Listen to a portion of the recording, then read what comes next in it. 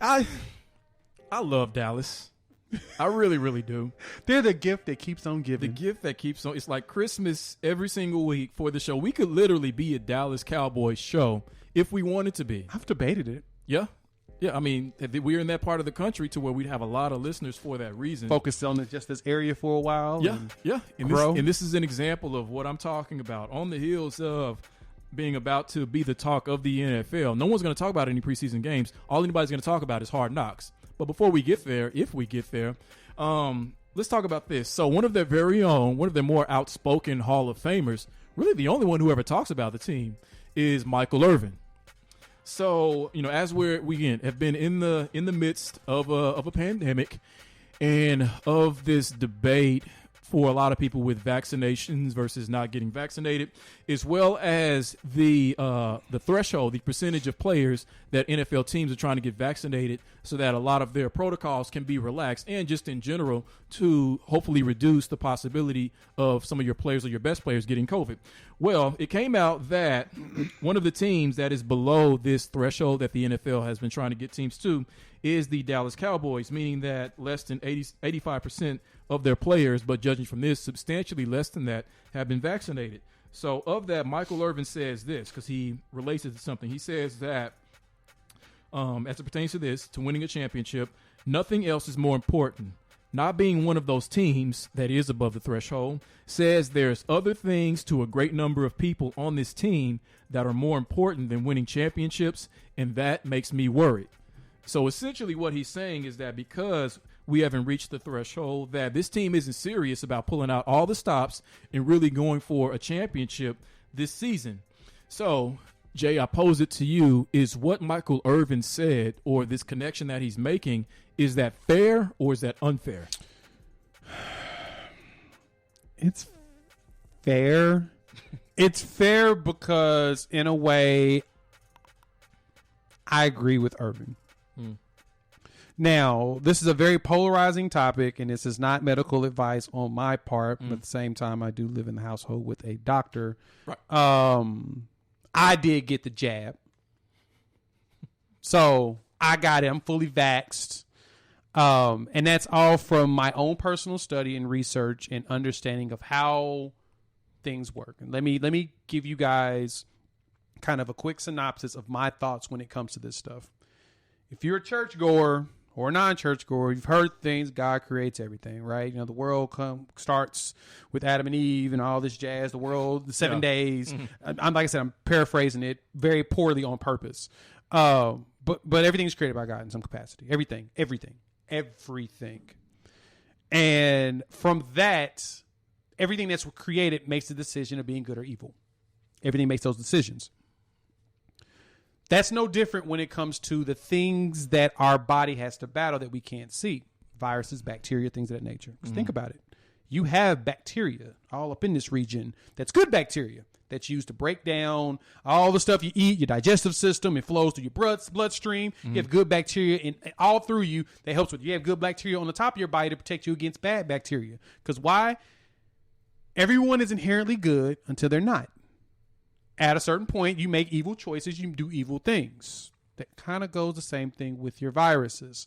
Viruses have just like people, make themselves bad, and what they do, they latch onto a host, they mutate, and they begin to grow and rapidly deploy. They basically hump like Catholic rabbits. Exactly. Right. Exactly. Think about it that way, how rabbits just multiply like crazy, but that's what it does. And so for me, that was my first thought when it came to that, because then I started thinking about the vaccines that we do have. We have them for polio. We have them for smallpox, measles, all of that stuff, right? I caught chicken pox as a kid, and luckily our body built the immunity to where you only usually catch it once unless you stress yourself out and it becomes shingles. Long story short with all of this is my research and understanding of how science works tells me that it makes sense to jump to a vaccine. There's a few people talking about how this vaccine came out so quickly, because usually we test them for years and years. They had a surplus of funding. All the funding was flooded into this with multiple people researching it, so it's easier to do it. Typically, most of this stuff is underfunded. We don't fund anything properly because capitalism. We like to spend money on other stuff, not actually taking care of the people that live here. So I'll get off that soapbox. But my point is, when it comes to this statement that Irving says that this could be a hindrance to them making it to a Super Bowl, because why? It requires sacrifice.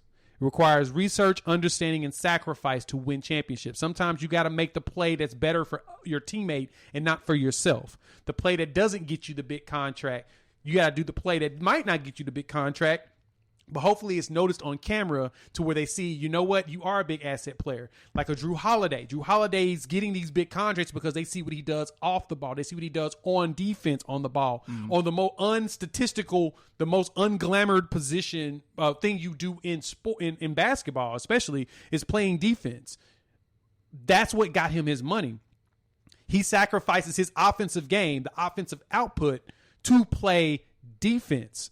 And for the Cowboys, in my personal opinion, the sacrifice of making sure that no one is quickly spreading this and getting severely sick from this, to me, is way more important, especially after all the research over the last year where we've learned a lot from this, is more important than everyone saying, well, it's my body, my choice. That's cool. Be that person. But at the end of the day, if you end up getting sick from it, and it starts rapidly growing in you and spreading faster, you might cost yourself your career. And that's my thought behind all of that. You can agree, not agree, I don't care. Because it's what I feel behind it. It's what I feel behind it, my research, my thoughts, all of that. That's just what it is. That is an interesting... I did not think you were going to go in that direction. Very interesting. You went from Catholic rabbits to the beginning of the Bible, to football, to bacteria, to basketball, it all comes together. Yeah, make sure you clip that. That's unique. That's one of the most unique takes you've had in the 4-year history of this show. I appreciate it. I think that what he said is fair, but not for the reasons that you would think. One thing that actually disheartens me about this is that clearly Michael Irvin does not know this team or the last 10 to 15 years of this team very well. I mean, we see him on ESPN and we laugh. It's entertaining when he goes back and forth with Stephen A. Smith and he's sweating through his suit and his glasses about to fall off. God, he sweats. About to bust a blood vessel trying to defend this team. But he said this in what I read. There are other things to a great number of people more important than winning championships. Why did falling below this vaccination threshold finally get him to see and understand that for years there have been other things more important to this team than winning championships? Good point. He is right, but it's not because of the vaccination threshold.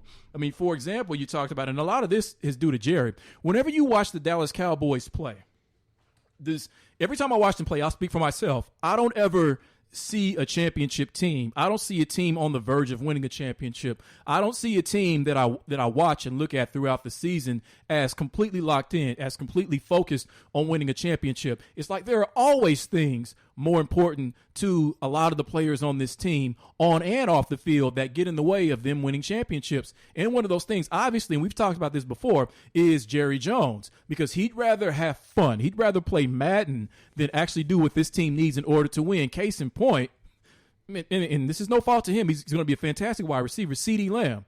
When he had a chance to get him in the draft last year, and what did he do? Instead of drafting defense, which is what you truly needed, you drafted a number 3 receiver, which is what he was this past season behind Cooper and Gallup. And what did that get you? A defense that embarrassed your franchise with how they played essentially every week. When one guy, a lot of times, one guy's not going to fix all your problems, but one guy can make a hell of a difference on the defense. Ray Lewis on any defense, just one guy can make a hell of a difference. So that tells me Jerry Jones has been one of the big distractions, or has been one of the ones who's created distractions to where other things have been more important to this team than winning championships. You talk to any Cowboys fan or a lot of Cowboys fans around here, they will say the exact same thing. Jerry doesn't care about championships. He wants the team to be interesting. He wants to increase the valuation of the Cowboys, which, I mean, it's fantastic business as you're the most valued franchise in the world, but you are never in contention for championships ever since the last one you won 27 years ago.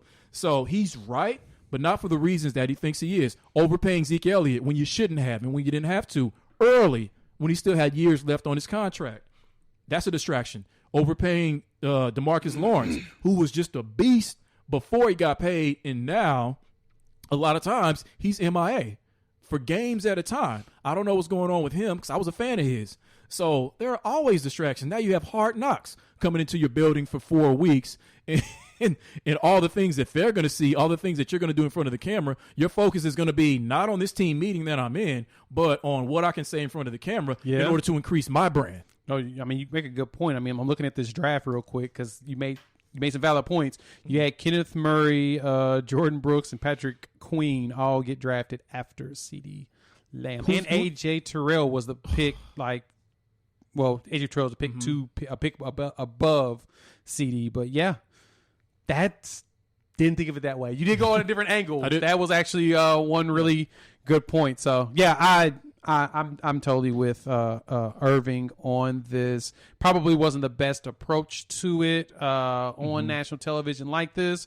But, I mean, in a way, like you said, he's right. But you know what? In a way, also, I think they'll pay attention to him because I think he's probably one of those guys. He does probably 2 to 3 pregame speeches with this team because he is so passionate and because he was just an all-time great Dallas Cowboy. One of the only Dallas Cowboys I ever truly liked was Michael Irvin. The only one he actually truly liked. Yeah. Well, during that era when they were winning championships, he was the only one that I liked. Yeah, he's actually my favorite receiver as a kid. Watching him play, I actually preferred him over Rice. Even though I knew Rice was better. I was the contrarian. Clyde Drexler was my guy over Michael Jordan. So yeah, I did all of that. Karl Malone was my favorite basketball player. Don't ever say that in public. So I was as contrarian as it got. Yeah, I know exactly what you mean. Don't say that in public. Yeah, there are always things more important to the Dallas Cowboys and to their management than winning championships. This is just another one.